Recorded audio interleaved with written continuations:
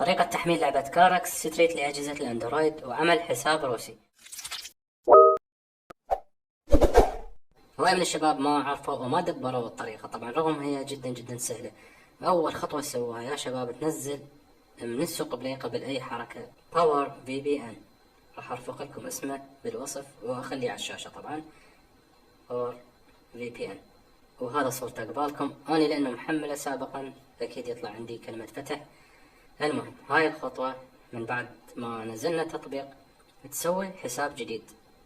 اتوقع ما يحتاج لشرح، تعمل حساب جديد غير حسابك المثبت بالسوق بلاي. تمام، سويت الحساب اوكي مكمل، ما يحتاج لشرح. ايش راح نسوي هسه؟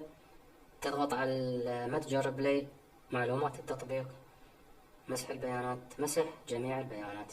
هسه نقدر نروح نشغل الفي بي ان.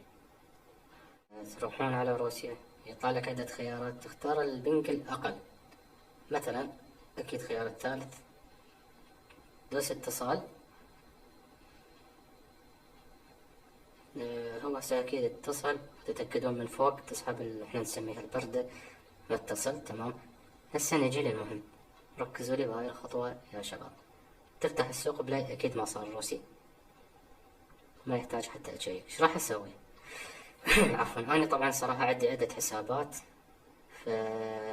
ما عندي مشكلة دا أختار غير الحساب اللي فتحت عليه من بعد ما شغلت الفي بي ان. راح أفتح سوق بلاي بس ما راح يصير روسي. شو أسوي؟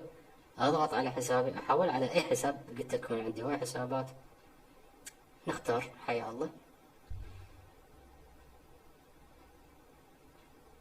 أوكي، حول روسي، وابصم لكم بالعشرة قلت يقول وشلون نكتب اسم اللعبة؟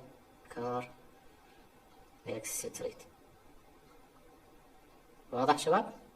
يشتغل روسي، ماكو، ما يقبل كل غلط وبدون أي مشاكل. وبهيك إن شاء الله أكيد راح تكونون استفادتوا من الفيديو.